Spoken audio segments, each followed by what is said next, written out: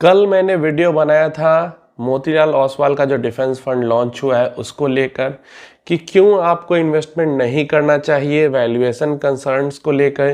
तो उस पे मुझे काफ़ी लोगों ने निगेटिव कमेंट्स किए कि आपको पता नहीं है डिफेंस में ये ऑर्डर आ रहा है, डिफेंस का वो एक्सपोर्ट हो रहा है।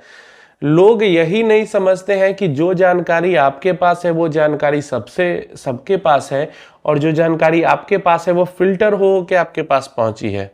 सबसे पहले वो इंस्टीट्यूशंस के पास पहुंच गई, एचएनआईज के पास पहुंच गई, सबसे लास्ट में आपके पास पहुंची है।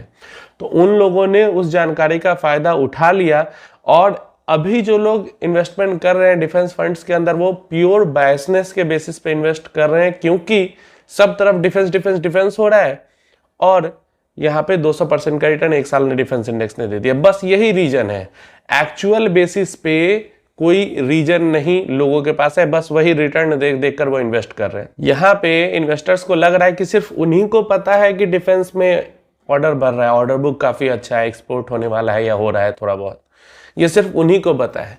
वो ये बात नहीं समझ रहे हैं कि उनको पता है मतलब सबको पता है, और ये बात मार्केट के अंदर फैक्टर इन हो चुकी है। अब लोगों का कहना है कि अर्निंग्स बहुत बढ़ रही है। भाई अर्निंग बढ़ रही है, मैं कहां मना कर रहा हूं कि अर्निंग बढ़ रही है, लेकिन अर्निंग जो बढ़ रही है उसके अकॉर्डिंग में जो प्राइस बढ़नी चाहिए उससे ज्यादा 10 रुपए प्राइस होनी चाहिए, तो 100 रुपए प्राइस पहुंचा हुआ है। ये होता है हाई वैल्यूएशन का मतलब। आज कल मैंने वीडियो बनाया था वैल्यूएशन कंसर्न को लेकर। आज नोटिफिकेशन आई है एचडीएफसी एएमसी की तरफ से कि एचडीएफसी का जो डिफेंस फंड है 22 जुलाई के बाद से न्यू एसआईपी रजिस्ट्रेशन भी वो एक्सेप्ट नहीं करेगा। पिछले साल जून के महीने में एचडीएफसी डिफेंस फंड ने लॉन्च होने के 1-2 महीने बाद ही अपना जो है बंद कर दिया था लमसम इन्वेस्टमेंट, और अभी जाकर उसने एसआईपी इन्वेस्टमेंट भी बंद कर दी। 22 जुलाई के बाद से उसके अंदर कोई पैसा इन्वेस्ट कोई नहीं कर पाएगा, बस बाहर ही निकाल पाएगा। आप लोग कहते हो मैं निगेटिव हूं, निगेटिव नहीं हूं मैं। जब एचडीएफसी का डिफेंस फंड लॉन्च हो रहा था मैंने 1-2-3 वीडियो बनाई थी कि इसके अंदर इन्वेस्ट करना चाहिए, और पिछले 1 साल में कितना तगड़ा रिटर्न मिला है ये आप सब जानते हो, इसमें कुछ बताने की जरूरत नहीं है। 1 साल पहले का वीडियो देखो आपको दिख जाएगा एचडीएफसी डिफेंस फंड के बारे में मेरा। लेकिन इन्वेस्ट करने में और सही वैल्यूएशन पे इन्वेस्ट करने में काफी ज्यादा अंतर होता है। आप लोग बायसनेस के कारण ये चीज एक्सेप्ट नहीं कर रहे हो, लेकिन जो वैल्यूएशन है वो काफी ज्यादा पीक कर चुका है। इशू इसलिए हो जाता है कि डिफेंस सेक्टर कोई बहुत, जैसे फाइनेंस सेक्टर है तो उसके अंदर कितना भी पैसा आप डालोगे वो फिर अपने अंदर ले लेगा, जितना भी पैसा डालो कोई फर्क नहीं पड़ता, इतनी सारी कंपनीज है, इतनी सारी अपॉर्चुनिटीज है।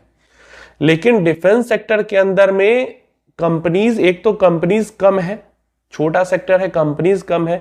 जो कंपनीज है उसमें से कुछ ही कंपनीज है जिनका मार्केट कैपिटलाइजेशन ज्यादा है। ज्यादातर डिफेंस के जो स्टॉक्स हैं उनका मार्केट कैप भी बहुत कम है, छोटा है, तो उसके अंदर ज्यादा पैसा डिप्लॉय करने में भी दिक्कत है। और वही होता है, जब ज्यादा पैसा डिप्लॉय होगा तो बबल टाइप का फॉर्म होगा और स्टॉक की जो प्राइसेस है वो भागेंगी। अर्निंग कुछ हो रही है लेकिन उसके अकॉर्डिंग में प्राइसेस कुछ और भाग रही है, और पीई बढ़ता इसी से है।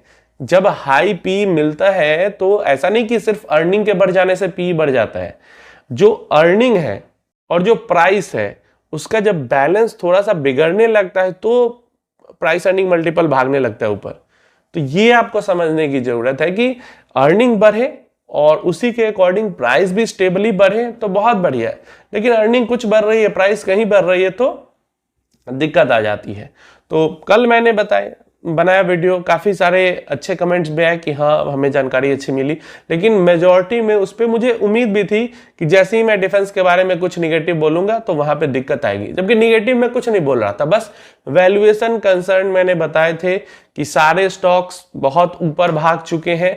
200% का 1 साल में रिटर्न भी मिल चुका है, तो अब वो मिल चुका है, अब वो पीक कर चुका है। तो थोड़ा सा यहाँ पे अगर आपने पोजीशन बना के रखी है, पहले से अच्छे रिटर्न्स आप बना चुके हैं, तो थोड़ा सा सेक्टोरल फंड है, क्योंकि ये कोर पोर्टफोलियो का फंड नहीं हो सकता, ये सैटेलाइट फंड हो सकता है। तो इसलिए अगर अच्छा पैसा बन चुका है इसके अंदर तो ये टाइम है इसके अंदर से एक्सपोजर कट करने का, थोड़ा काफी हाई वैल्यूएशन हो सकता है इसके कारण। और अगर इन्वेस्टमेंट कर भी रहे हैं तो बहुत ही कम, आपके पोर्टफोलियो में परसेंटेज के अकॉर्डिंग बहुत ही कम इन्वेस्टमेंट जानी चाहिए। बस यही चीज हम बात ही कर रहे थे, और उधर से एचडीएफसी के डिफेंस फंड का नोटिफिकेशन भी आ गया 22 जुलाई के बाद आप न ही लमसम इन्वेस्टमेंट और न ही एसआईपी इन्वेस्टमेंट कर पाओगे इस फंड के अंदर।